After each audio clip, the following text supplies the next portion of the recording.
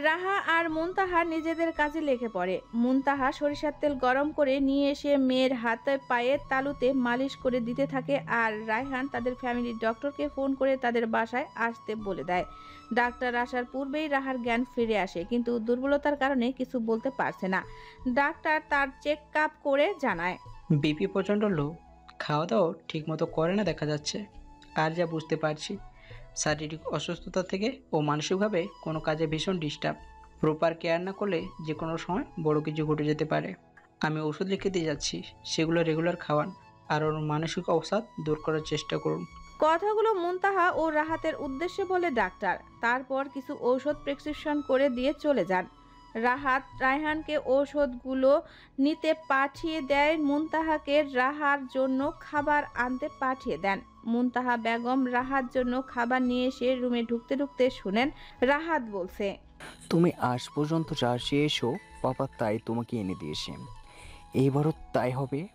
তুমি খাওয়া দাওয়া করে নিজেকে ফিট করে তোলো, সামনে যে গ্র্যান্ড অনুষ্ঠান আছে। রাহা তার একটা হাত দিয়ে বাবার ডান হাত ধরে উঁচু করে সেটা চুম্বন করে অসুস্থ গলায় বলে, I love you, Papa. You are the best Papa in the world.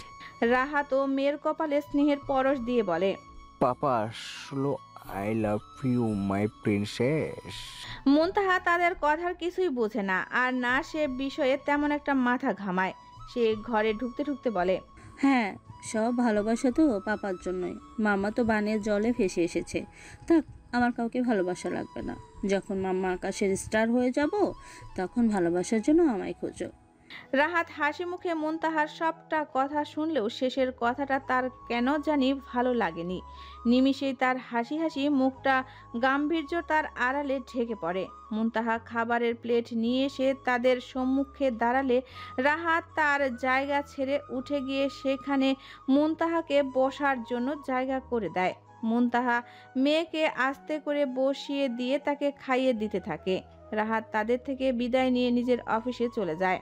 ASEAN ভার্সিটিতে যাওয়ার জন্য রেডি হচ্ছে। ড্রেসিং টেবিলের সামনে দাঁড়িয়ে টাই বাঁধতে বাঁধতে আয়নার মাধ্যমে হায়াকে দেখে, যাকে কিনা তার ফুপিরুপি শাশুড়ি খাইয়ে দিচ্ছে। টাই বাঁধা শেষ করে চুল চিরুনি ব্রাশ করতে করতে হায়ার খাওয়া হয়ে যায়। হানিয়া তাড়াতাড়ি করে হায়াকে ঔষধগুলো খাইয়ে দিয়ে হুড়মুড়িয়ে ঘর থেকে বের হয়ে যায়। বাইরে যাওয়ার আগে মেয়ে আর তার জামাইকে পার্সোনাল স্পেস দিয়ে যায়। সে আর চোখে খেয়াল করেছিল আশিয়ান তার কাজগুলো আস্তে ধীরে করছিল। শাশুড়ি চলে যাওয়ায় আশিয়ান কিছুটা খুশি হয় বটে। সে সম্পূর্ণ রেডি হয়ে হায়ের সামনে এসে দাঁড়ায়। বেডসাইড টেবিল থেকে ফোনটা তুলে পকেটে ভরে হায়ার দু গাল চেপে ধরে টুপ করে তার ললাটে চুম্বন করে। তারপর মাথায় হাত বুলিয়ে দিয়ে বলে, ভালো মেয়ের থাকবে, সময় করে খাওয়া দাওয়া করবে আর ওষুধ খাবে, আর কতগুলো পড়া দিয়ে যাচ্ছে অবশ্যই সময় সেগুলো শেষ করে রাখবে, আমি এসে ধরবো, মনে থাকবে। হায়া বুঝি এত বাধ্য, সেও চটপট বলে, না, আমি অসুস্থ না, তাহলে পড়বো কেন? নো পড়াশোনা, অনলি রেস্ট।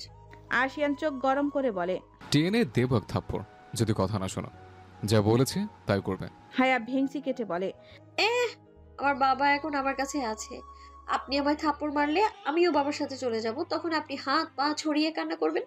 কথাটা ফানি ছিল, কিন্তু আমার হাসি পেরো না। দাঁড়াও, আমি বাবাইকে বলে যাব, তারপর সেই তোমাকে ঘাট ধরে পড়াবে। কাল ঝাড়ি খেয়েও লজ্জা হয়নি। আশিয়ান হায়ার মুখের ওপর কিছুটা ঝুঁকেছিল।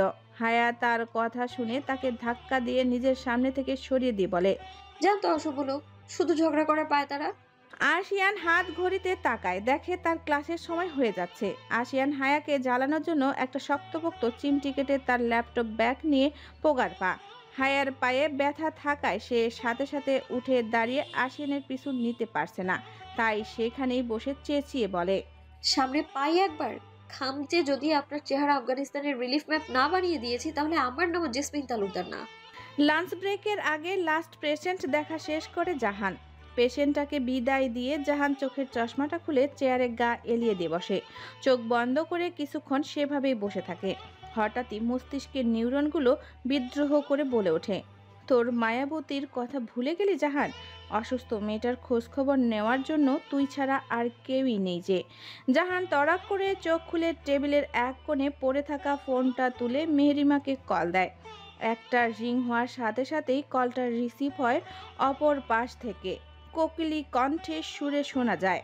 আসসালামু আলাইকুম। সালাম অর্থ শান্তি। সেটার আজ প্রমাণ পেয়ে গেল জাহান হাতে নাতে। সকাল 10টা থেকে পেশেন্ট দেখতে দেখতে সে প্রচণ্ড ক্লান্ত হয়ে পড়েছিল। সেই সাথে একটা চাপা অস্থিরতায় কেমন জাপটে ধরেছিল তাকে। মেহরিমাকে নিয়ে চিন্তাও এক অজানা সংখ্যায় বিচলিত হয়ে আছে তার মন মস্তিষ্ক দুটোই। কিন্তু এইমাত্র মেহরিমার সুরেলা গলার স্বর যেন তার অস্থিরতা গায়েব করে দিয়েছে। কেমন শান্তি শান্তি লাগে মেয়েটার সংস্পর্শে থাকলে। হ্যালো, শুনছেন? মেহরিমার কণ্ঠে জাহানের ধ্যান ভঙ্গ হয়। সে পুনরায় চেয়ারে গা এলিয়ে দিয়ে চোখ বন্ধ করে বলে, কিছুক্ষণ চুপ করে থাকো তো, তোমায় অনুভব করি। মেহরিমা বরাবরই বাধ্যগত মেয়ে। প্রিয়তমের আদেশ অমান্য করার স্পর্ধা তার এ জীবনে হবে কিনা সন্দেহ। সে জাহানের কথা মতো চুপ করে থাকে যতক্ষণ না জাহান নিজে থেকে কথা বলে। বেশ কিছুক্ষণ হয়ে যাওয়ার পর জাহান নিজেই প্রশ্ন করে, কি করছো? মেহরিমা শান্ত গলায় বলে, পড়ছিলাম। রেস্ট নিতে কয়েকটা দিন। মাথা ব্যথা আছে? গতকাল হায়াতের রিকশা উল্টে পড়ে গেলে প্রথমে মেহরিমা পড়ে, তার উপর হায়া পড়ে। রিকশা থেকে পড়ে গিয়ে মেহরিমার মাথার রাস্তায় ফুটপাতে উঁচু জায়গায় লেগে কপালের এক সাইডে কেটে যায়। পায়েও কিছুটা চোট পায়। হায়া যে কম ব্যথা পেয়েছে তা কিন্তু না। কয়েকজন বিক্ষোভকারী দৌড়ে যাওয়ার সময় হায়ার পায়ে পাড়া দিয়ে যায়। এমনিতে বেকায়দায় ছিল পাটা, তার উপর পাড়া খেয়ে তার পায়ের বেশ ভালোই ব্যথা পেয়েছে। জাহানের প্রশ্নের জবাবে মেহরিমা বলে, পরশু একটা টেস্ট আছে ভার্সিটিতে, ওটার পরেই পড়ছিলাম। আর মাথা ব্যথা নেই এখন, আলহামদুলিল্লাহ। মেহরিমা অসুস্থর কথা শুনে জাহান লম্বা একটা শ্বাস ছাড়ে। টুকটাক কথা শেষ করে একে অপরকে বিদায় নিয়ে চলে যায় হালকা ফ্রেশ হতে। লাঞ্চের পর ওয়ার্ড ভিজিটিংয়ে যেতে হবে তার। গালে হাত দিয়ে মাথা নিচু করে গুনগুনিয়ে কেঁদে চলছে আদিবা। জাইন তার গতকাল রাতের কথা সত্য করে দিয়েছে। সত্যি সত্যি আদিবার ভার্সিটিতে এসে তাকে থাপ্পড় মেরেছে। জাইন কাল কথাটা আদিবাকে ভয় দেখানোর জন্য বলেছিল, কিন্তু সে আদিবার ভার্সিটিতে আসলে দেখতে পায় আদিবা তার ক্লাসমেটদের সাথে গ্রুপ স্টাডি করতে ভালো কথা, এতে জাইনের কোনো সমস্যা ছিল না। কিন্তু আদিবার থাপ্পড় খাওয়ার কারণটা হলো তার ঘাড়ে হাত দিয়ে এক ছেলে বসেছিল। আদিবাও তার সাথে হাসতে হাসতে ছেলেটির গায়ে ঢলে পড়ছিল। এই দৃশ্য দেখে কোন প্রেমিক পুরুষ মাথা ঠিক থাকে? জাহিন তাদের সামনে না গিয়ে ফোন করে আদিবাকে নিজের গাড়ির সামনে ডাকে। আদিবা নাচতে নাচতে এসে জাইনের সামনে উপস্থিত হতে দেরি, কিন্তু তার তুলতুলে গালটায় থাপ্পড় পড়তে দেরি হয় না। গাড়িতে ঢুকিয়ে আরেক দফা ঝেড়ে তারপর শান্ত হয়েছে জাইন। তারপর গাড়ি চালিয়ে নিয়ে এসেছে শহরের একটু বাহির সাইডে একটা লেকের কাছে। আদিবা সেই যে গাড়ি স্টার্ট করার পর থেকে কান্না শুরু করেছে, এখনো কেঁদেই চলছে।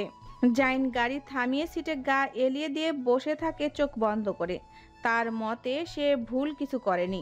ছেলে ফ্রেন্ড থাকতে পারে, তাদের সাথে গ্রুপ স্টাডি করা যেতেই পারে, তাই বলে গায়ে হাত দিয়ে বসে থাকবে এটা সে কিছুতেই মানতে পারবে না। জাহানের চেয়ে জাইন শর্ট টেম্পার, তার হাত একটু বেশি চলে মুখের থেকে। সেই হিসেবে জাহান তার কথা দিয়ে হাতের কাজ করে ফেলে। জাইন চোখ খুলে ঘাড় কাত করে আদিবার দিকে তাকায়। টকটকে লাল হয়ে যাওয়া মুখটা দেখে তার বেশ মায়া লাগে। আর কোনো চিন্তা ভাবনা ছাড়াই সে ঝট করে আদিবার একটা হাত টেনে ধরে নিজের কোলের উপরে নিয়ে আসে আদিবাকে। ব্যাপারটা এত তাড়াতাড়ি হয়ে যায় যে আদিবা সব বুঝে ওঠার আগেই জাইন কাজটা করে ফেলে। কিন্তু যখন আদিবা বিষয়টা বুঝতে পারে, তখন গরম তেলের মধ্যে পানি পড়লে যেমন চিটচিটে উঠে, তেলটা তেমন করে উঠে। জাইনের বুকে কিল থাপ্পড় দিয়ে নিজেকে তার থেকে মুক্ত করার চেষ্টা করে। জাইন এক হাত দিয়ে আদিবার মাথাটা নিজের বুকের সাথে চেপে ধরে পুনরায় চোখ বন্ধ করে বসে থাকে। আদিবা নিজের মনের ক্ষোভ মিটিয়ে একটু পর নিজেই শান্ত হয়ে যায়। জাইনের বুকে মুখ গুজে কাঁদতে কাঁদতে হুট করে জোরে একটা কামড় দিয়ে বসে। জাইন ব্যথা পেলেও দাঁতে দাঁত চেপে বসে থাকে। কামড়টা দেওয়ার মাধ্যমে আদিবা নিজের সবটুকু ক্ষোভ মিটিয়ে নেয়। তারপর নিচ থেকেই জড়িয়ে ধরে জাইনকে। আদুরে বিলাইয়ের মতো লেপ্টে থাকে জাইনের বুকে। জাইন তার এমন শান্তভাবে দেখে বলতে শুরু করে, আজকে তোকে আমি যেভাবে দেখেছি তুই আমাকে সেভাবে দেখতে পারবি? আমার শরীরে কোনো মেয়ে হাত দিয়ে বসে থাকলে সহ্য করতে পারবি সে দৃশ্য? তাহলে কাল থেকে তুই তোর মতো যা ইচ্ছে করবি আর আমি আমার মতো। জাইনের কথা শুনে আদিবা আরো শক্ত করে জড়িয়ে ধরে জাইনকে। জাইন তার মাথা উঁচু করে আদিবার চোখে চোখ রেখে বলে, ভার্সিটিতে মেয়ে ফ্রেন্ড আমারও ছিল, কিন্তু আমার মনে পড়ে না আমি কারো গায়ে হাত দিয়ে কথা বলেছি। ফ্রেন্ড মানে যে সে তোকে টাচ করতে পারবে এমনটা ভেবে থাকলে তুই ভুল। তোকে তোর ভাইয়ের পর আমি ছাড়া অন্য কেউ টাচ করলে সে তো কেলানি খাবে, তার কিছুটা তুইও খাবি। আমি যতদিন বেঁচে আছি ততদিন অ্যাটলিস্ট কিন্তু এই পারমিশনটা পাচ্ছিস না তুই, কিন্তু আমি মরে গেলে। আদিবা নিজের হাত দিয়ে চেপে ধরে জাইনের ঠোঁট, তারপর নিজেই ঠোঁট ভেঙে কেঁদে উঠে কাঁদতে কাঁদতে বলে, এমনটা আর হবে না, আমি ভুলেও কোনো ছেলের সংস্পর্শে আসবো না। আমারও না। ভ্রু কুচকে জিজ্ঞেস করে জাইন, প্রশ্ন করে নিতান্তই আদিবার সাথে মজা নেওয়ার জন্য। আদিবা বাচ্চাদের মতো নিজের চোখ দু হাত দিয়ে ডলতে ডলতে বলে, না, তুমি আর বাকিরা কি এক নাকি? আমি আর বাকিরা এক না কেন? আমি কে তোর? প্রশ্ন শুনে আদিবা থমকে যায়, মনে মনে ভাবে, এই বজ্জাত লোক কি জানে না সে কে হয় আমার? তাও এমন প্রশ্ন করে আমায় বিব্রত বোধ করাচ্ছে। জাইন উত্তরের আশায় আদিবার মুখের দিকে তাকিয়ে থাকে। আদিবা গাইগুই করতে করতে বলে, আমার ইনা মিনা টিনার পাপা, আর আমার বাবার হবু মেয়ের জামাই। তোর কি সেটা বল।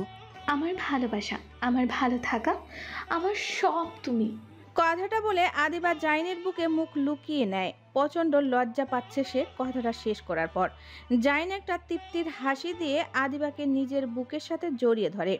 জাইন আর আদিবার রিলেশনটা তাদের ফ্যামিলির মধ্যে একটা ওপেন সিক্রেটের মতো। সবাই জানে, কিন্তু ভাবটা এমন করে কেউই জানে না। দুজনেরই পরিবারে অপেক্ষা করছে কবে এরা দুজন মুখ ফুটে তাদের সম্পর্কের কথা বলবে। যেদিন বলবে সেদিনই বিয়ের তারিখ ঠিক করে ফেলবে বলে জাভিয়ান আর আদিয়াতের মধ্যে কথা হয়ে রয়েছে। দুদিন পর আজ কলেজে এসেছে হায়া। পায়ে যথেষ্ট ব্যথা থাকার পরও টেস্ট থাকায় আসতে হয়েছে। আশিয়ান তাকে সাহায্য করে গাড়ি থেকে নামতে। ভার্সিটি থেকে একটু দূরে তাদের গাড়ি থামানো হয়েছে। আশিয়ান আর হায়া ভার্সিটির কাছাকাছি এসে দেখে মেহেরিমা দাঁড়িয়ে আছে গেটের সামনে। মেহেরিমা তাদের দেখতে পেয়ে এগিয়ে আসে। তারপর আশিয়ানের থেকে হায়ার হাতটা নিজের হাতে নিয়ে দু বান্ধবী চলে যায় ভার্সিটির ভিতরে। আশিয়ান হায়া আপাতত চাইছে না তাদের বিয়েটা ভার্সিটিতে জানাতে। মেহেরিমা ছাড়া হায়ার আর কোনো ফ্রেন্ড তার আর আশিয়ানের বিয়ে সম্পর্কে জানে না। আশিয়ানের ক্ষেত্রেও সেম কাজটা হয়েছে। 3 ঘন্টা পর হায়া আর মেহেরিমা বের হয়ে ক্লাসরুম থেকে। মেহেরিমা আর হায়া দুজনের ক্ষুধা পাওয়ায় মেহেরিমা হায়াকে ভার্সিটির মাঠে একটা বেঞ্চে বসিয়ে ক্যান্টিনে যায় নিজেদের জন্য খাবার আনতে। আশিয়ান নিজের ক্লাস শেষ করে করিডোর দিয়ে হাঁটতে থাকে, উদ্দেশ্য টিচার রুম। হঠাৎই তার চোখ যায় ভার্সিটির মাঠে। একটা মেয়েকে আর চোখে ছেলে জড়িয়ে ধরে আসে, আর মেয়েটা ছেলেটাকে নিজের থেকে সরানোর চেষ্টা করছে। 4 তলার উপর থেকে মাঠের মধ্যখানে থাকা হায়াকে তেমন একটা ভালো করে চিনতে পারে না আশিয়ান, কিন্তু হায়ার ড্রেসের কালার দেখে তার একটু খটকা লাগে। তাই সে আর কিছু না ভেবে ঘটনাস্থলে যায়। সেখানে এসে তো আশিয়ানের চোখ প্রচণ্ড গরম হয়ে যায়। মেয়েটা সত্যি হায়া, কিন্তু ছেলেটাকে সেটা চিনতে পারছে না। আশিয়ান বড় বড় কদমে হেঁটে তাদের কাছে এসে ছেলেটিকে টান দিয়ে হায়ার থেকে দূরে সরিয়ে দেয়। ছেলেটিকে টান দেওয়ায় হায়াও নিজের ব্যালেন্স হারিয়ে পড়ে যেতে নিলে আশিয়ান তাকে ধরে ফেলে। আশিয়ান হায়াকে এক হাত দিয়ে আগলে ধরে বলে, ঠিক আছে? প্রশ্নটা হায়াকে করলেও আশিয়ান উত্তরটা স্পষ্ট দেখতে পায়। হায়া ঠিক নেই, সে কাঁপছে থরথরিয়ে। আশিয়ান তাকে নিজের সাথে আরেকটু চেপে ধরে সামনের ছেলেটির দিকে তাকায়। ছেলেটার মুখ দেখার পর আশিয়ানের হুঁশ উড়ে যায়, মুখ দিয়ে বের হয়ে আসে, তুমি? আশিয়ান ও হায়ার সামনে অস্থির চিত্তে দাঁড়িয়ে আছে ফারাবি। সে বরাবর হায়ার কাছে আসতে চাইছে, কিন্তু হায়ার চোখে এক অজানা আতঙ্ক ও ভীতি দেখে তাকে পিছু হাঁটতে হচ্ছে। আশিয়ান শান্ত দৃষ্টিতে সবটা ঘটনা প্রত্যক্ষ করে, তারপর উপস্থিত স্টুডেন্টদের উদ্দেশ্যে হুঙ্কার দিয়ে বলে, বাহির থেকে আসা আগত একজন অভদ্রলোক একটা ফিমেল স্টুডেন্টকে তার ক্যাম্পাসে জোর জবরদস্তি করার চেষ্টা করে, আর বাকি স্টুডেন্টরা বিষয়টাকে এন্টারটেইন হিসেবে নেয়। বাহ, এই হলো তোমাদের একতা, বন্ধুত্ব, এ হলো জেন্সিদের পাওয়ার। সেই মনেও গাইস। আশিয়ানের কথা শুনে এতক্ষণ মজা নিতে থাকা স্টুডেন্টরা মাথা নিচু করে নেয় লজ্জায়। হুট করে আশিয়ানের নজরে আসে ভিড়ের মাঝে কয়েকজন ভিডিও করেছে। আশিয়ান তাদের উদ্দেশ্য করে বলে, তোমরা যে ভিডিও ধারণ করেছো, এটার আসল উদ্দেশ্য কি আমায় একটু বলো তো? ভিডিও ধারণ করা স্টুডেন্টরা থতমত খেয়ে যায়, তারপর তড়িঘড়ি করে ফোনটা নিচে নামিয়ে ফেলে, কিন্তু আশিয়ানের প্রশ্নের তোপ থেকে বাঁচতে পারে না। আশিয়ান পুনরায় বলে, আজ তোমরা যদি বিষয়টাকে নিছক এন্টারটেনমেন্ট হিসেবে না নিয়ে একজন নারীর সম্মান হিসেবে ভাবতে, তাহলে আমি এখানে এসে ওকে সেভ করতে হতো না। আরেকটা কথা, এই ঘটনার একটা ফুটেজে যদি সোশ্যাল মিডিয়ায় যায়, আমি কিন্তু তার অবস্থা খারাপ করে ছাড়বো। ভিডিওগুলো জানি সসম্মানে ডিলিট হয়েছে, যারা ধারণ করেছে তাদের ফোন থেকে। আবার মনে হচ্ছে তোমাদের এখানে কোনো কাজ নেই, যাও নিজেদের কাছে যাও। লাস্টের কথাটা বেশ ধমকে সুরেই বলে আশিয়ান। সবাই সুরসুর করে চলে যায় নিজেদের কাজে। সকলে চলে যেতেই আশিয়ান এবার দৃষ্টি ফেলে ফারাবি আর হায়ার উপর। হায়া ফারাবির থেকে নিজেকে ছাড়ানোর জন্য কয়েকবার চেষ্টা করে, কিন্তু একজন সুঠাম দেহের যুবকের সাথে তার মতো মেয়ে কি পারে? তার উপর হায়া অসুস্থ। আশিয়ান হায়ার গালে হাত দিয়ে বলে, ঠিক আছে তুমি? হায়ার পায়ে ব্যথা করছে, অজানা কারণে তার প্রচন্ড ভয় লাগছে। সে এক হাত দিয়ে আশিয়ানের একটা বাহু চেপে ধরে কাঁপা কাঁপা গলায় বলে, ঠিক আছে। তাদের দুজনের কথার মাঝে বা হাত ঢুকিয়ে ফারাবি বলে, হাই, আই এম সরি। আমি এমনটা করতে চাইনি। I am really very sorry. আমি একটা কারণে সেদিন আসতে পারিনি, কিন্তু আজ এসেছি না। চলো, আজ এক্ষুনি আমরা বিয়ে করব, চলো। কথাটা বলতে বলতে ফারাবি অস্থির হয়ে পুনরায় হায়ার হাত ধরতে আসে। তখনই হায়ার সামনে ঢাল হয়ে টসে দাঁড়ায় আশিয়ান। সে ফারাবির বুকে ধাক্কা দিয়ে সরিয়ে দিয়ে বলে, stay away from my wife. Farabi আশিয়ানের ধাক্কা খেয়ে যতটা না আহত হয়েছে, তার চেয়ে বেশি আহত হয়েছে আশিয়ানের কথা শুনে। সে কথাটা শুনে এতটাই স্তব্ধ হয়ে গিয়েছে যে কোনো রিয়্যাক্ট করতেই ভুলে গিয়েছে। এরই মধ্যে মেহেরিমা খাবার নিয়ে এসে পড়েছে। ক্যান্টিনের অন্যান্য স্টুডেন্টদের থেকে হায়ার ব্যাপারে গুজুর শুনে সে দৌড়ে এসেছে। মেহেরিমা তাদের সামনে এসে হাঁপাতে হাঁপাতে বলে, তুই ঠিক আছিস হায়া? হায়া আশিয়ানকে ছেড়ে মেহেরিমাকে জড়িয়ে ধরে। মেহেরিমাও আগলে নেয় প্রিয় বান্ধবীকে। আশিয়ান শান্ত দৃষ্টিতে সবটা দেখে, তারপর মেহেরিমাকে উদ্দেশ্য করে বলে, আমার গাড়িতে করে তোমরা দুজন চলে যাও, আমি ড্রাইভারকে কল করে আসতে বলেছি। মেহেরিমা সম্মতি সূচক মাথা নাড়ে। এরই মধ্যে ফারাবি যেন হুঁশে ফিরে। সে ঝট করে হায়াকে মেহেরিমার থেকে টান দিয়ে সরিয়ে তার দু বাহু চেপে ধরে ঝাঁকাতে ঝাঁকাতে বলে, এই হায়া, উনি কি বলছে? তুমি তার ওয়াইফ মানে? আমি বলছি তো, একটা কারণে আমি বিয়ের দিন আসতে পারিনি। কারণটাও আমি বলবো, কিন্তু তুমি তাকে কিভাবে বিয়ে করতে পারলে? আমি তোমাকে আর তুমি আমাকে ভালোবাসতে না? তাহলে কিভাবে করলে এমন একটা কাজ? উত্তর দাও আমায় হায়া, আমার উত্তর চাই। হায়ার বাহু ধরে ফারাবি কাঁদতে কাঁদতে কথাগুলো বলে। লোকে বলে পুরুষদের চোখের কান্না অষ্টম আশ্চর্যের মতো। তারা অসম্ভব রকমের কষ্ট না পেলে নাকি কাঁদে না। তাহলে এখন যে ফারাবি কাঁদতে কাঁদতে কথাগুলো বলল, তাতে কি বলা যায় সে হায়ার বিয়ের কথা শুনে অসম্ভব রকমের কষ্ট পেয়েছে? এমন কান্না তো সত্যিকারের ভালোবাসার মানুষটিকে হারালেই কাঁদা যায়। হায়াও ফারাবির সাথে কাঁদছে। এদিকে এমন ঘটনা দেখে আশিয়ানের পায়ের রক্ত মাথায় উঠে যায়। সে ছোট্ট থেকে হিংসুটে। তার আদর ভালোবাসায় ভাগ বসানোয় সে একটা লম্বা সময় হায়াকে দেখতে পারত না। তাছাড়া তার পছন্দের বা প্রিয় জিনিসে কেউ হাত দিলে সেই ওইটা আর ছুঁয়েই দেখত না। নিহাত বউটাকে না ছুঁয়ে থাকতে পারে না বেশি ভালোবাসে কিনা, কিন্তু তার সেই ভালোবাসার বউকে বারবার একজন পুরুষ স্পর্শ করায় আশিয়ানের রাগ না উঠে পারে। আশিয়ান হায়ার বাহু ধরে টেনে তাকে নিজের বুকে চেপে ধরে এক হাত দিয়ে, আর এক হাত দিয়ে ফারাবির কলার খামচে ধরে রাগে হিসিয়ে বলে, সাহস কি করে হয় আমার বউয়ের গায়ে হাত দেওয়ার? নেহাতি জায়গাটা আমার প্রফেশনাল, বাচ্চাদের পড়াই, নাহলে সুন্দর মুখটা বিগড়ে দিতে আবার 2 মিনিটও লাগতো না। ফারাবিও রেগে বলে, আমার ফিয়ন্সে ছিল হায়া, আমার অধিকার। আমার আছে আর থাকবে ইনশাল্লাহ, কারণ আমার বউ হয় হায়া, কয়েকদিন পর আমার বাচ্চার মাও হবে। বলছে দেখ কার অধিকার বেশি, আর কখনো যেতে আমার বউয়ের আশেপাশে না দেখি, যদি দেখি সেদিনটা তোর শেষ দিন হবে। চল হাট। কথা শেষ করে আশিয়ান ধাক্কা দিয়ে ফারাবিকে তাদের থেকে দূরে সরিয়ে দেয়। ফারাবি বেশ কয়েক পা পিছিয়ে যায়। আশিয়ান আশেপাশে চোখ বুলিয়ে দেখে তেমন স্টুডেন্ট নেই। ক্লাস টাইম হওয়ায় সকলে ক্লাসে চলে গিয়েছে। আশিয়ান হায়াকে নিজের বুক থেকে সরিয়ে হায়াকে এক পাশ দিয়ে ধরে নিয়ে যায় পার্কিং লটের দিকে। মেহেরিমাও তাদের পেছনে পেছনে যায়। ফারাবি শূন্য দৃষ্টি নিয়ে তাকিয়ে থাকে তাদের যাওয়ার দিকে। আশিয়ানের গাড়ি এসে পড়ে 10 মিনিটের মধ্যে। হায়া চুপ করে রয়েছে সেই তখন থেকে। মেহেরিমা কয়েকবার তার সাথে কথা বললেও সে একটা বাক্য ব্যবহার করে না। হাতে থাকা খাবারও মুখের সামনে ধরে, কিন্তু হায়া সেটাও মুখে নেয় না। আশিয়ান হায়ার অস্থিরতা দেখে তাকে একা ছাড়া সাহস পায় না। গাড়ি আসলে সেও হায়া আর মেহেরিমার সাথে উঠে পড়ে। মেহেরিমাকে তার হোস্টেলে নামিয়ে দিয়ে তারা নিজেদের বাসায় এসে পড়ে। গাড়িতে বসেই আশিয়ান 1 ঘন্টার জন্য ছুটি নেয়।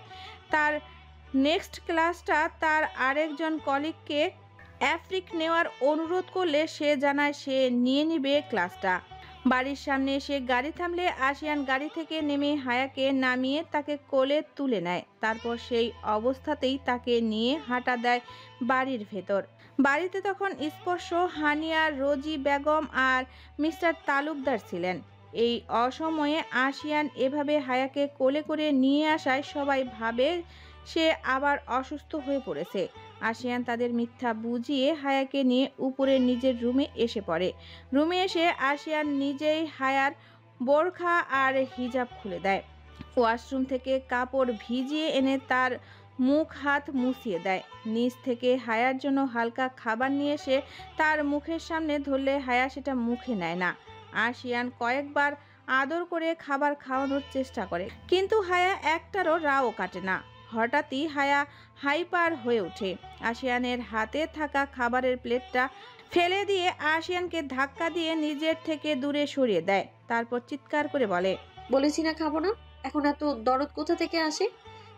যখন ধরা বিয়ের আসরে ছেড়ে বিয়ে করতে আসেননি, তারপরে সবাই আমায় অলক্ষী, অপয়া, চরিত্রহীন বলে অপবাদ দিয়েছিল, তখন কোথায় ছিল আপনার এত দরদ? এত ভালোবাসা উতলে পড়ছে এখন না? একটা কথা কি জানেন, আপনারা ফারাবির মধ্যে কোনো তফাৎ নেই। আপনারা দুজনেই আমায় বাজেভাবে অপমান করেছেন, সমাজের চোখে আমায় চরিত্রহীন বানিয়েছেন কিছু না করেও। সেদিন আপনি যেমন আমায় ছেড়ে যাওয়ার সময় দরদ দেখাননি, ফারাবিও সেম কাজটাই করেছে। এখন আপনি পরিবারের চাপে বিয়ে করে যেমন আলগা দরদ দেখাচ্ছেন, ফারাবিও সেম কাজটাই করছে। আপনারা ছেলেরা পারেন শুধু এই প্রতিশ্রুতি দিতে, কিন্তু সেটা পূরণ করার সময় আপনাদের আর কোনো খোঁজ থাকে না। রাগে দুঃখে হায়ার চোখ দিয়ে পানি বের হয়ে যায়। সে যেমন সকলের ভালোবাসা পেয়েছে, তেমনি সকলের থেকে অনেক কষ্টও পেয়েছে। আশিয়ান তাকে ধরার জন্য এগিয়ে আসলে হায়া কয়েক পা পিছিয়ে যায়। তারপর আবারও চিৎকার করে বলে, এত জড়াজড়ি কেন করেন সবসময়? একটা কথা বলছি না আমি, নাকি কথাটা শোনার প্রয়োজন বোধ করেন না? আশিয়ান পুনরায় তার কাছে এগিয়ে আসতে আসতে বলে, আমি শুনছি তো তোমার সব কথা, তোমার যত অভিযোগ আছে করো, সমস্যা নেই, কিন্তু একটু শান্ত হও। শরীর খারাপ তো তোমার, বসে কথা বলো, আমি শুনছি। কি বলবো আমি? বলার মতো কিছু রেখেছেন আপনারা? আমার লাইফটাকে মজা বানিয়ে রেখে দিয়েছেন আপনারা। আই এম সরি বউ for all my dates, please calm down জান। I promise to listen to all your concern with an open heart. Sorry বললেন আর হয়ে গেল? আপনি আমার সেই সব বিভীষিকাময় রাতগুলোর কথা ভুলিয়ে দিতে পারবেন? পাপার পাওয়ারের কথা কারণে কেউ হয়তো আমার সামনে কিছু বলে না, কিন্তু পেছনে ঠিকই আমার চরিত্রে কাদা ছুটতে তারা ভুলে না। পারবেন তাদের সামনে আমায় নির্দোষ প্রমাণ করতে? আমি বলছি না আপনি পারবেন না। হায়া নিজের চোখের পানি নিজেই মুছে নেয়। তারপর আশিয়ানকে পাশ কাটিয়ে খড়াতে খড়াতে ওয়াশরুমে চলে যায়। আশিয়ান তার পিছু নিলে বলে সে ফ্রেশ হবে। আশিয়ান ওয়াশরুমের বাইরে দাঁড়িয়ে থাকে। এদিকে হায়া ওয়াশরুমে ঢুকে দরজা নক করে দরজার সাথে পিঠ ঠেকিয়ে বসে থাকে। সেভাবেই বসে মনে করতে থাকে 5 বছর আগে সেই নিকৃষ্ট দিনটির কথা। যেদিন আশিয়ান তাকে চূড়ান্তভাবে কষ্ট দিয়েছিল। তার নরম কোমল মনটাকে পিষিয়ে দিয়ে চলে গিয়েছিল অজানায়, অপমান করেছিল তার কিশোর কালের ভালোবাসাকে। 5 বছর আগে হায়াকে বিয়ের ব্যাপারে জিজ্ঞাসা করা হলে হায়া বলে তার বাবা মা যেটা ভালো বুঝে সেটাই যেন করে। জাবিয়ান হানিয়া মেয়েকে নিজেদের কাছে রাখার একটা সুযোগ পেয়ে হাতছাড়া করতে চায় না। মিস্টার মির্জা মানে হানিয়ার বাবার প্রস্তাবে রাজি হয়ে যায়, এদিকে আশিয়ান রাজি হয় না। আবরার অনেক বলে কয়ে ধমকিয়ে ধামকিয়ে তাকে রাজি করায়। সিদ্ধান্ত নেওয়া হয় বিয়ের কথাটা আপাতত নিজেদের মধ্যেই থাকবে, বিয়েতে শুধুমাত্র আত্মীয়দের আমন্ত্রণ করা হবে। হায়া প্রাপ্তবয়স্ক হওয়ার পর অনুষ্ঠান করে সকলকে জানানো হবে। সকলে লেগে পড়ে বিয়ের তোড়জোড়ে। হায়া যখন জানতে পারে আশিয়ানও বিয়েতে রাজি, সে অজানা কারণে ভীষণ খুশি হয়। কারণ অজানা বলা চলে না, কারণ হায়া বুঝতে পেরেছিল সে কেন এত খুশি। কারণটা হলো সে আশিয়ানকে ভালোবাসতে শুরু করেছিল। এমনিতেই বয়সটা কিশোরী ছিল, এই বয়সে আবেগে টুইটুম্বুর থাকার মন। খুব কমই এই বয়সের ছেলেমেয়েরা নিজেদের আবেগের কন্ট্রোল করতে পারে, কিন্তু হায়া আবেগ কন্ট্রোলে ব্যর্থ হয়েছিল। বিয়ের কথা পাকা হওয়ার পর থেকে হায়া প্রায় সময় আশিয়ানকে ফোন দিত। আশিয়ানের মনে তখন হায়ার জন্য কোনো অনুভূতি ছিল না, সে তখনও হায়াকে দেখতে পারত না। হায়া ফোন দিলেই আশিয়ান ধমকে ধামকিতে ফোন কেটে দিত। তখন তার এই অনুভূতির কথা জানতো আদিবা। কয়েক মাসের ছোট বড় তারা, তাই অনেকটা বেস্ট ফ্রেন্ডের মতোই। আদিবার পীড়াপিড়িতে তাদের বিয়ের আগের দিন হায়া নিজের মনের কথা জানিয়ে দেয় আশিয়ানকে। আশিয়ান জবাবে চুপ ছিল, ইতিবাচক বা নেতিবাচক কোনো উত্তরই সে দেয়নি সেদিন। পরের দিন হায়া যখন বধূ বেশে আশিয়ানের জন্য অপেক্ষা করছিল, তখন আশিয়ান কাউকে না জানিয়ে উড়াল দেয় লন্ডন। কাজী এসে নিজের সব কাজ শেষ করে যখন বরবধূকে একত্রে আনার কথা বলে, তখন জাবিয়ানদের টনক নড়ে, কারণ আশিয়ানরা তখনও এসে পৌঁছায়নি। জাবিয়ান আবরারকে ফোন লাগালে তারা আশিয়ানের চলে যাওয়ার কথা জানায়। জাবিয়ান ভেবে পায় না কিভাবে মেয়ের সামনে কথাটা উপস্থাপন করবে। হানিয়া জাহান জাহিনকে একান্তে নিয়ে গিয়ে কথাটা জানায়। হানিয়া কান্নায় ভেঙে পড়ে। আশিয়ান যে তাদের এমনভাবে কষ্ট দিবে তারা কখনো কল্পনাও করেনি। আশিয়ানকে তারা সবসময় নিজেদের সন্তানের মতো স্নেহ করেছে। হানিয়াকে জাহান জাহিনের কাছে রেখে জাবিয়ানও এগিয়ে যায় তাদের বাগানে করা স্টেজের দিকে, যেখানে হায়া বসে আছে। জাবিয়ান চোখ ভর্তি পানি নিয়ে হায়ার কাছে গেলে হায়া অস্থির হয়ে জিজ্ঞেস করে, পাপা কি হয়েছে, কাঁদছো কেন? মা, তুমি তো আমার প্রিন্সেস না? হ্যাঁ পাপা, এটা তো আমি জানি। প্রিন্সেসকে কি প্রিন্স ছাড়া মানায় বলো? না পাপা, তুমি কেন এসব জিজ্ঞেস করছো? কারণ আমি আমার প্রিন্সেসের জন্য একটা প্রিন্স খুঁজে এনে দিব। খুঁজে আনবে কেন? পেয়ে গিয়েছি তো আমার প্রিন্সকে। আশিয়ান ভাই তো আমার প্রিন্স পাপা।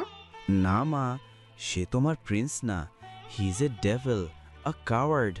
কি বলছো বাবা তুমি এসব? অবাক হয়ে কথাটা জিজ্ঞেস করে হায়া। জাবিয়ান উত্তরে বলে, হ্যাঁ মা, সে কাওয়ার্ডের মতো পালিয়ে গিয়েছে মা। পালিয়ে গিয়েছে মানে? সে তোমায় বিয়ে করবে না বলে কাউকে না জানিয়ে লন্ডনে চলে গিয়েছে মা। জাবিয়ানের কথায় হইচই শুরু হয়ে যায়। তাদের আপনজনরাই হায়াকে নানান ধরনের বাজে কথা বলতে শুরু করে। হায়া আশিয়ানের এমন কাজ আর আশেপাশের লোকদের বাজে কথা সহ্য করতে না পেরে অজ্ঞান হয়ে ঢলে পড়ে। জাবিয়ান মেয়েকে নিজের বুকে আগলে নেয়।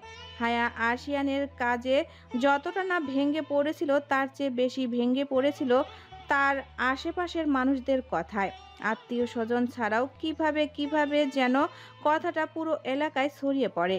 সব শেষে মিডিয়াও জানতে পেরে যায় জাবিয়ান একজন নামকরা বিজনেসম্যান হয়ে তার মেয়ের নাবালক অবস্থায় বিয়ে দিচ্ছিল।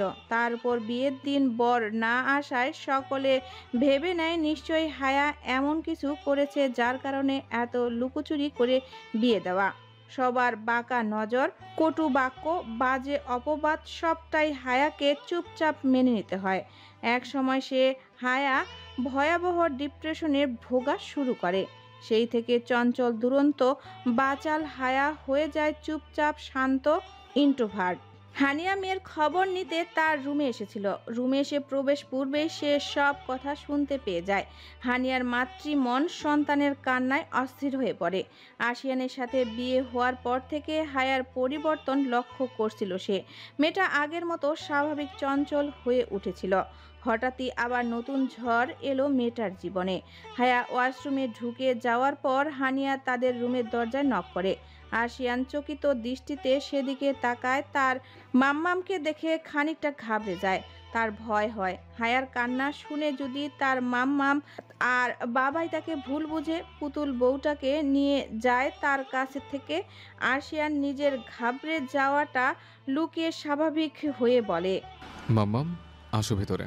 হানিয়া গুটি গুটি পায়ে রুমের ভেতরে প্রবেশ করে। রুমে প্রবেশ শুরুতেই তার নজরে আসে ফ্লোরে ছড়িয়ে ছিটিয়ে পড়ে থাকা খাবারের দিকে। বুক চিরে দীর্ঘশ্বাস বের হয়ে আসে তার। আশিয়ান খাবার পড়ে যাওয়ার বিষয়টা ধামাচাপা দিতে বলে, আসলে মাম্মাম আমার হাত থেকে পড়ে গিয়েছে খাবারটা অ্যাক্সিডেন্টলি। তুমি বসো। হায়াতো ওয়াশরুমে গিয়েছে, আমি আরেক প্লেট খাবার নিয়ে আসছি। কথাটা বলে আশিয়ান তড়িঘড়ি করে বের হতে নিবে তখনই হানিয়া তাকে থামিয়ে দেয়।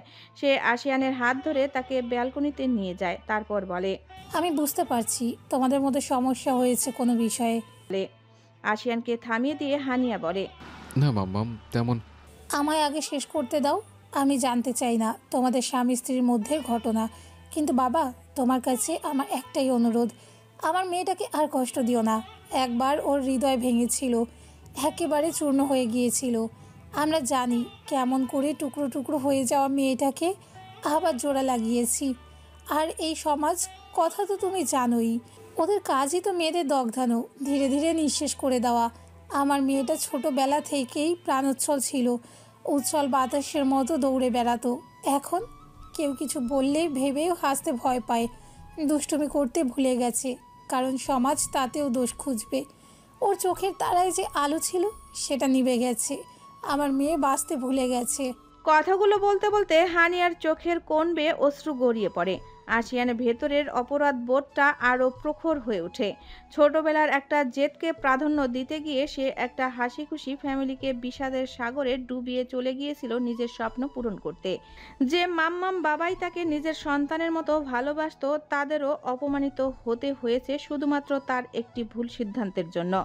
এই অপরাধ বোধ জাগ্রত হয়েছে তার কয়েক বছর আগেই। সেই থেকে এই পর্যন্ত সে ভেতরে কুড়ে কুড়ে মরছে অপরাধ বোধে। আশিয়ান হানিয়ার চোখের পানি মুছে দেয়।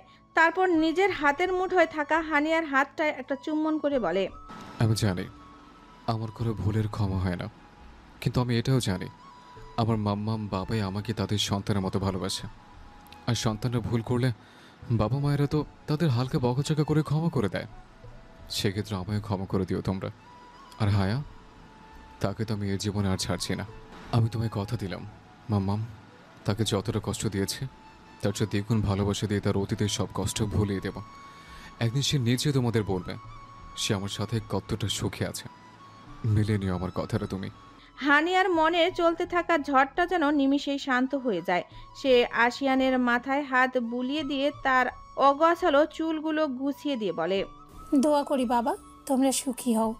সন্তানরা সুখে থাকলেই বাবা মায়ের কোনো কষ্ট থাকে না। আর নিজেদের মাঝে ভুল বোঝাবুঝি হলে সেটা সাথে সাথে আলোচনা করে মিটিয়ে নেবে। না হয় এই ছোট্ট ভুল বোঝাবুঝি একসময় তোমাদের বিচ্ছেদের কারণ হয়ে উঠবে। সম্পর্কে কখনো তৃতীয় ব্যক্তিকে প্রবেশ করতে দিবে না ভুলেও, তাহলে তোমাদের সুন্দর সম্পর্কটাই জাহান্নামের আগুন লেগে যাবে। দুজনেই চেষ্টা করবে পার্টনারের মনের অবস্থা বোঝার। আচ্ছা মাম্মাম, আমি চেষ্টা করবো তোমার পরামর্শগুলো মেনে চলার। তাদের কথাবার্তার মাঝেই হায়া ফ্রেশ হয়ে বের হয় ওয়াশরুম থেকে। হানিয়া আর আশিয়ান রুমে চলে এসে দেখে হায়া নিচে পড়ে থাকা খাবারগুলো উঠাচ্ছে। আশিয়ান হায়াকে নিচ থেকে দাঁড় করিয়ে বেডে বসিয়ে দেয়। তারপর গম্ভীর গলায় বলে, সার্ভেন্ট আছে আমাদের বাড়িতে, তারও করতে পারবে কাজটা। ফেলেছি আমি, তাই আমিই উঠাবো। আশিয়ান চোখ গরম করে বলে, মুখে মুখে কথা বলে হাত ভাঙা পাটা পুরো ভেঙে বসিয়ে রাখবো। চুপচাপ বসে থাকবে এখানে। আমি খাবার এনে দিলে মাম্মামের হাতে ভদ্রমের মতো খেয়ে নেবে। আমার আবার ভার্সিটি যেতে হবে। হায়ারও এমনিতেই ভালো লাগছিল না, তাই আশিয়ানের কথার উপর কোনো কথা বলে না। হায়াকে চুপ করে থাকতে দেখে আশিয়ান বুঝে নেয় তার জবাব কি। সে রুম থেকে বের হয়ে নিচে এসে আরেক প্লেট খাবার নিয়ে হানিয়াকে দেয়। হায়া হানিয়ারও হাতে চুপচাপ খেয়ে দেখে আশিয়ান বের হয়ে ভার্সিটির উদ্দেশ্যে রওনা হয়। গাড়ি ড্রাইভ করতে করতে তার মনে পড়ে যায় কিছু অজানা অতীত, যেটা কেবল সে এবং আফিফ ব্যতীত আর কেউই জানে না। অতীত, মাস্টার্স শেষ করে পিএইচডি করার জন্য বিদেশে এক নামকরা ভার্সিটিতে আবেদন করেছিল সকলকে গোপন করে। সে মূলত সারপ্রাইজ দিতে চেয়েছিল তার পরিবারকে। কিছুদিন পর তার আবেদন গ্রহণ করে তাকে সেই ভার্সিটি থেকে ডাকা হয়। সে এই কথাটা জানানোর আগেই তার দাদু অর্থাৎ মিস্টার মির্জা তার আর হায়ার বিয়ের কথা উঠায়। সকলে তাকে জোর করে তার অপছন্দের মেয়েটির সাথে বিয়ে দিতে চাওয়ায় আশিয়ানের জেদ চেপে বসে। সে তার বিদেশে যাওয়া সম্পর্কে কাউকে জানায় না এবং গোপনে পাসপোর্ট ভিসা রেডি করতে দেয়। সবশেষে যেদিন তাদের বিয়ে ছিল সেই একই দিনে তার লন্ডনে যাওয়ার ফ্লাইট ছিল। সে হায়া বা তার পরিবারের কথা না ভেবে কাউকে না জানিয়ে চলে যায় লন্ডন। তার এসব কথা জানতো আশিয়ানের বেস্ট ফ্রেন্ড। সে আশিয়ানকে নানানভাবে বুঝায় এমনটা না করতে, কিন্তু আশিয়ান তার অন্ধ জেদের বশবর্তী হয়ে কোনো চিন্তা ভাবনা ছাড়াই কাজটা করে ফেলে। আসিফ তার লন্ডন যাওয়ার কথা পরিবারের সকলকে বলে দিতে চাইলেও আশিয়ান তাদের বন্ধুত্বের কসম দিয়ে কথাটা চেপে রাখে। আশিয়ান যখন লন্ডন ফ্লাইটে রওনা হয়েছে স্বপ্ন পূরণের উদ্দেশ্যে, তখন মির্জা বাড়িতে তাকে খুঁজতে খুঁজতে সবার পাগল হয়ে যাওয়ার উপক্রম। সকলে আফিফকে চেপে ধরলে আফিফ আমতা আমতা করে আশিয়ানের লন্ডন যাওয়ার কথা বলে দেয়।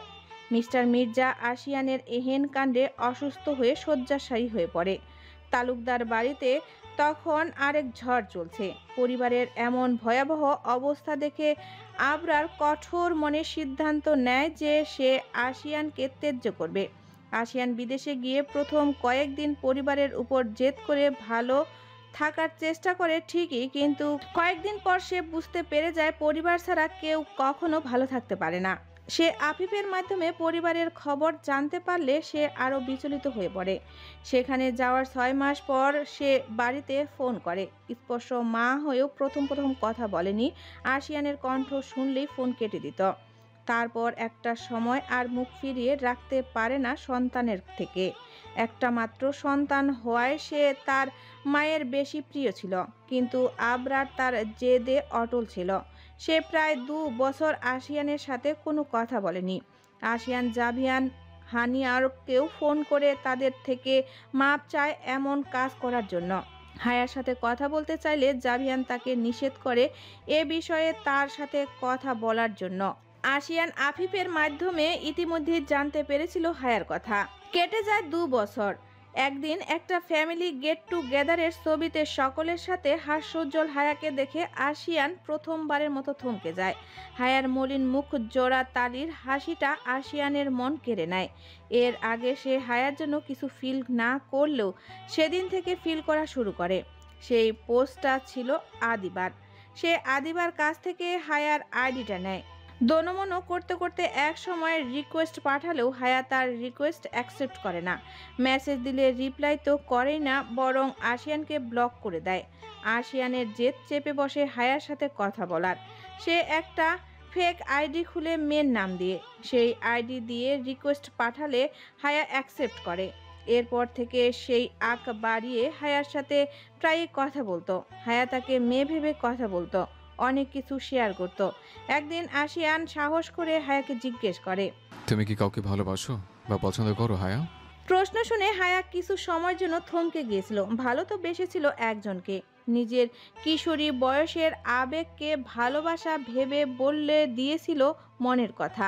তারপর কি হলো? সে তাকে বিশ্রীভাবে প্রত্যাখ্যান করে। ভরা বিয়ের আসরে ফেলে চলে গিয়েছিল তাকে ছেড়ে। হায়া একটা দীর্ঘশ্বাস নিয়ে বলে, না, আমি কাউকে ভালোবাসি না, আর নাই বা পছন্দ করি। আমার সকল ভালোবাসা ভালো লাগা আমার স্বামীর জন্য হবে, যে আমাকে আমার পাপার পর আমার সব শখ আল্লাহ রাগ জেদ সহ্য করবে। কথাটা শুনে আশিয়ানের মিশ্র অনুভূতি হয়। সে কথাটা আর একটু বাড়াতে চাইলে হায়া কথা কাটিয়ে দিয়ে অন্য কোথাও চলে যায়। এভাবে আরও 1 বছর চলে যায়। ইতিমধ্যে আশিয়ান হায়ার প্রেমে পড়ে গিয়েছে। সে তার পরিবারকে জানাতে চায় সে হায়াকে বিয়ে করতে চায়, কিন্তু তার আগেই উপরওয়ালা তার ভুলের শাস্তি দিয়ে দেয়। একদিন ল্যাব থেকে বাসায় ফিরে এসে ফোনটা হাতে নিয়ে ফেসবুকে ঢুকলে হায়ার একটা স্ট্যাটাস দেখতে পায়, যেটা দেখে আশিয়ান হতভম্ব হয়ে যায়। হায়া তার ফেসবুকের রিলেশনশিপ স্ট্যাটাসে এঙ্গেজড দিয়েছে আর তারও ফারাবির এঙ্গেজডের ছবি আপলোড করেছে। ফারাবির হাতের উপর হায়ার ছোট্ট হাতটা দেখে আশিয়ানের বুকের জ্বলন শুরু হয়। সে তার ফোনটা ছুঁড়ে ফেলে দেয় দূরে। সে বিশ্বাসই করতে পারছে না হায়া আজ থেকে অন্য কারো বাগদত্তা। নিজেকে শান্ত করার জন্য সে ওয়াশরুমে গিয়ে শাওয়ার সেরে ভিজতে থাকে। এমনিতেই লন্ডনের আবহাওয়া ঠান্ডা, সেই ঠান্ডা আবহাওয়ায় আবার ঠান্ডা পানিতে শাওয়ার নিয়ে দুদিন জ্বরেও ভুগেছিল আশিয়ান। শাওয়ার শেষ করে ওয়াশরুম থেকে বের হয়ে আফিফকে কল লাগায়। সে জানে আফিফই তাকে নির্ভুল সব তথ্য দিতে পারবে। আফিফের থেকে সে জানতে পারে হায়ার এখন বিয়ে বা এঙ্গেজড করার কোনো ইচ্ছে ছিল না। মূলত ফারাবির পাগলামির কারণে তার বাবা মা জাভিয়ান ও হানিয়াকে অনেক জোর করায় তারা এখন এঙ্গেজমেন্ট করে রাখছে, কিন্তু বিয়েটা হায়ার ইচ্ছে মতো সময়ে হবে। যেহেতু হায়া তখনও বিবাহ ভিত্তি থেকে বের হতে পারেনি, তাই ফারাবি ও তার পরিবার তাই মেনে নিয়েছিল। আশিয়ান এটা শুনে স্বস্তি পায় যে হায়া এই বিয়েতে রাজি না, কিন্তু তার মনে এই ভয়টাও থেকে যায় যে হায়া যদি ফারাবির প্রেমে পড়ে যায় তাহলে তো সে বিয়ে না করেই বউহারা হয়ে যাবে। এরপর থেকে সে রিসার্চে বেশি মনোযোগ দিতে থাকে, যাতে রিসার্চটা তাড়াতাড়ি সফল করে সে দেশে ব্যাক করতে পারে। এর আগে সে লন্ডনে একটা কলেজে লেকচারার হিসেবে জব করলেও পরবর্তীতে সেই জবটাও ছেড়ে দিয়ে নিজের পুরো ধ্যান জ্ঞানে রাখে শুধু তার রিসার্চকে। হায়ার সাথে নিয়মিত কথা বলা ও নিজের রিসার্চ নিয়ে গবেষণা করতে করতে কবে যে আরও 1.5 বছর চলে যায় আশিয়ান টেরই পায় না। তার রিসার্চ খুব ভালোভাবে সফল হয় এবং সে সকলের কাছে বেশ প্রশংসিত হয়। এবার পালা দেশে ফিরে তার না হওয়া বউকে বিয়ে করার। আশিয়ান যেভাবে কাউকে না জানিয়ে চলে গিয়েছিল দূর দেশে, সেভাবে সে না জানিয়ে পুনরায় ফিরে আসে। আশিয়ান আর হায়ার বিয়ে 6 মাস আগে সে দেশে ফিরে। হায়া কিন্তু তখনও আশিয়ানকে দেখেনি।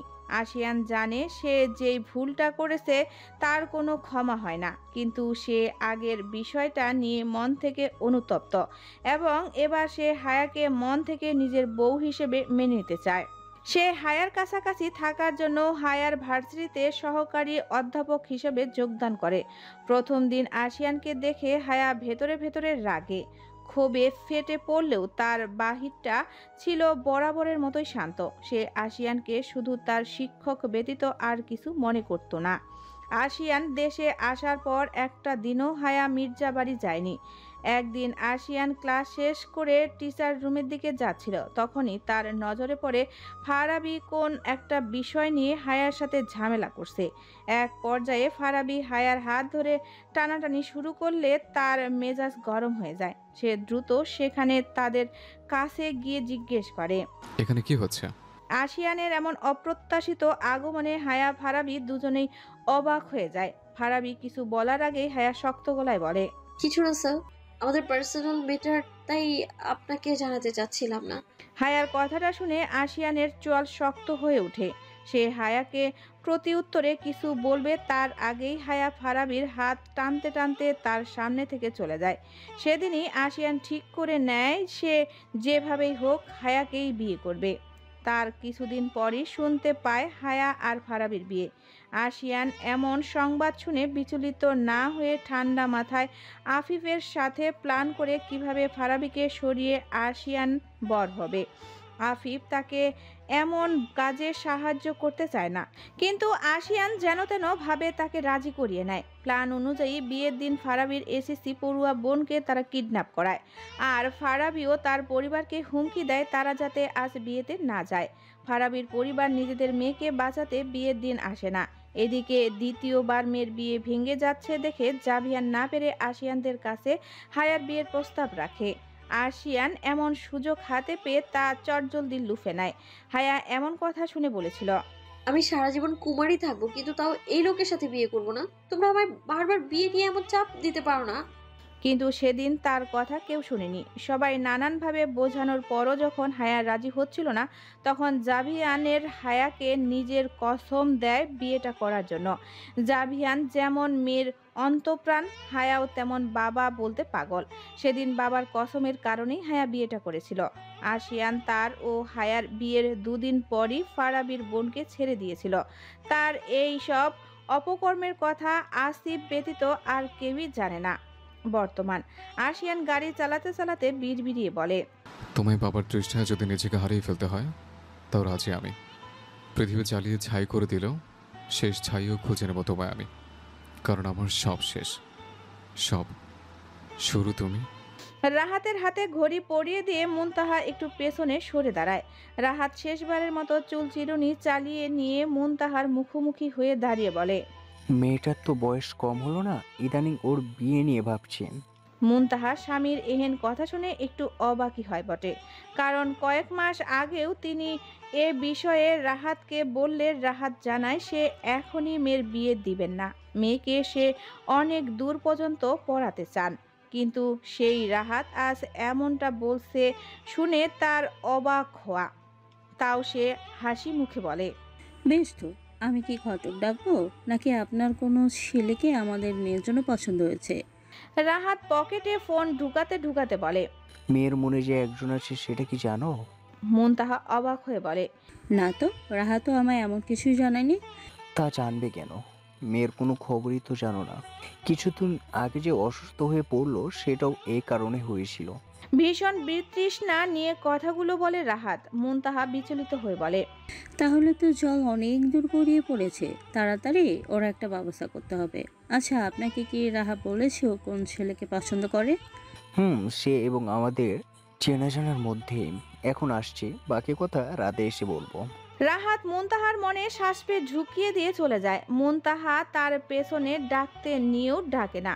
চিন্তায় পড়ে যায় সেই ছেলেটিকে যাকে তার মেয়ে মন দিয়ে বসে আছে। এপ্রিলের খড় রোদ যেন আগুন হয়ে ঝরে পড়ে আকাশ থেকে। গোটা প্রাণীকুল হাঁসফাঁস করে এই অসহনীয় উত্তাপে। যতই বেলা বাড়ে সূর্য ততই রুদ্র রূপ ধারণ করে, তার পরোক্ষ তেজে যেন পুড়ে যায় ধরণী। বিকেলের দিকে সূর্য যখন পশ্চিমাকাশে ঢলে পড়ে তখন তাপমাত্রা কিছুটা কমে বটে, কিন্তু আরাম মেলে না একটুকু। সূর্য অস্ত গেলেও বাতাসে জমে থাকা এক ধরনের ভ্যাপসা ক্লান্তি শরীর মনের উপর যেন চেপে বসে এক অদৃশ্য ভাব। বিত্তবানদের জন্য হয়তো এই গ্রীষ্ম কেবলই একটা ঋতু, যাকে তারা এয়ার কুলারের ঠান্ডা পরশে উপেক্ষা করতে পারে, কিন্তু মধ্যবিত্ত ও নিম্নবিত্তদের কাছে এই গ্রীষ্ম এক ধরনের দুঃসহ পরীক্ষার নাম। ঘামে ভেজা বিছানা, নিঃস্ব প্রাচীর আর ক্লান্ত শরীরের দীর্ঘশ্বাসেই যেন মিশে থাকে তাদের গ্রীষ্মের দিনলিপি।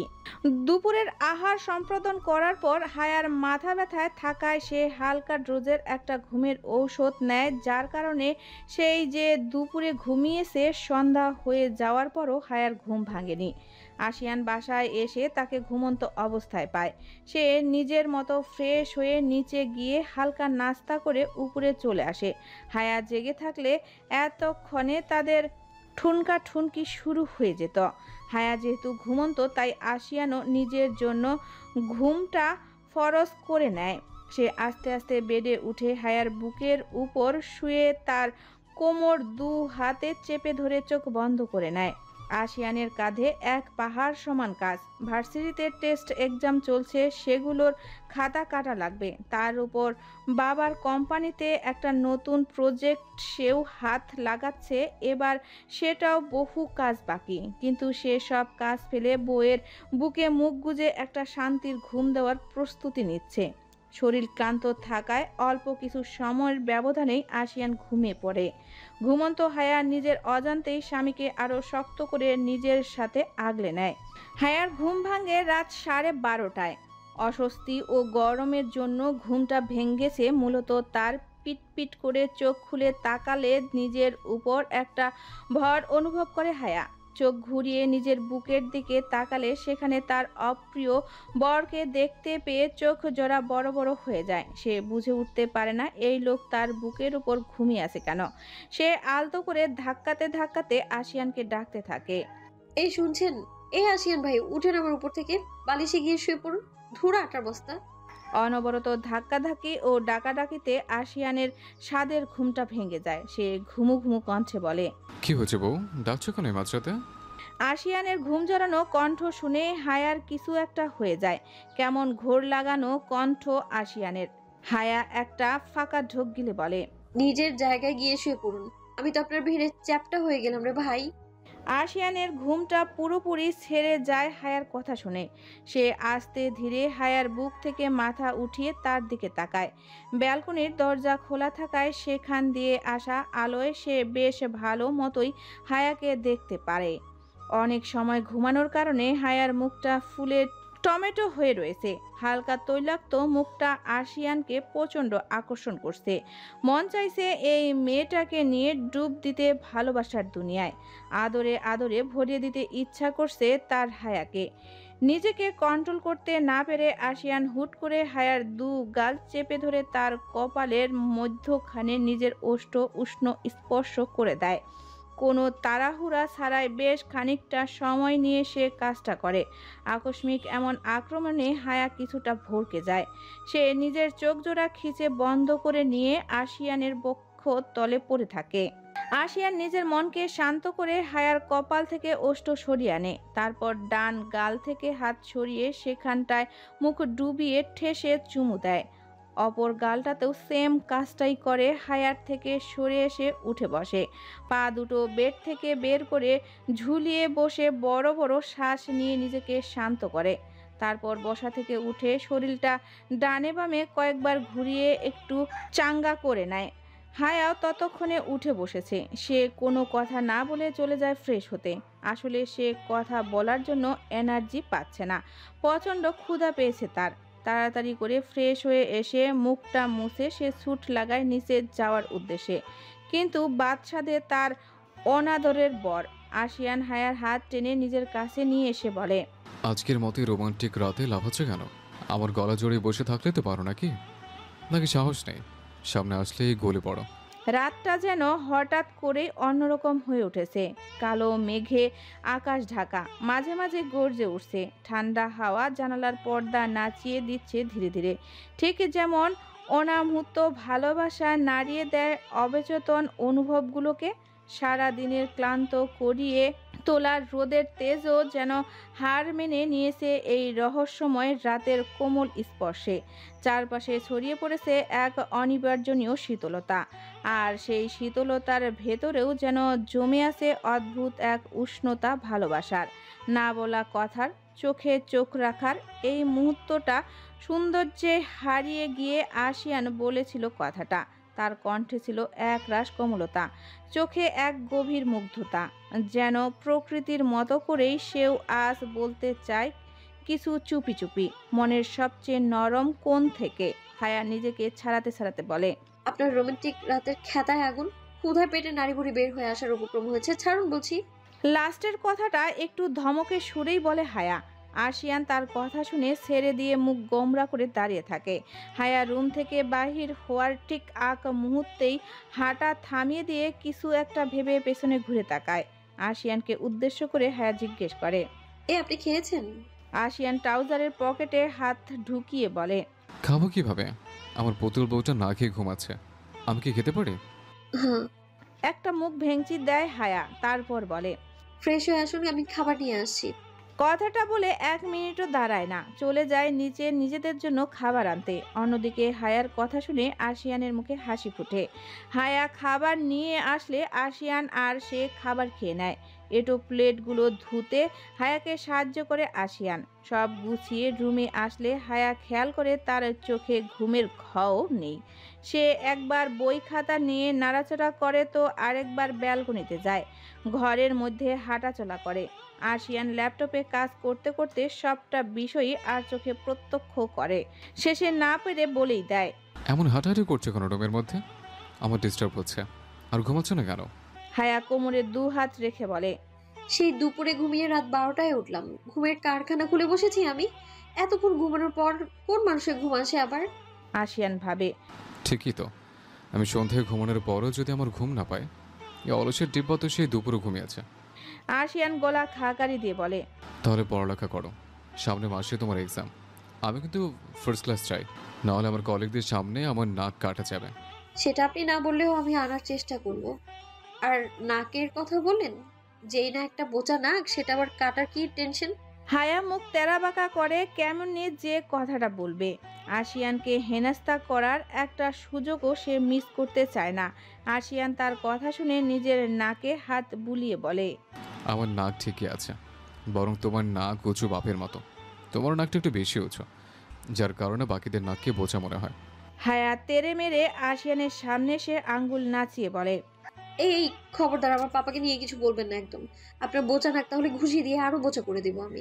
আশিয়ান নিজের কোলের উপর থেকে ল্যাপটপটা রেখে ঝট করে টান দিয়ে হায়াকে নিজের কোলের উপরে বসিয়ে নেয়। এমন কাজে হায়া একটু থতমত খেয়ে যায়। সে মস্ত্রামস্ত্রি করে চেষ্টা করে নিজেকে আশিয়ানের থেকে সরাতে।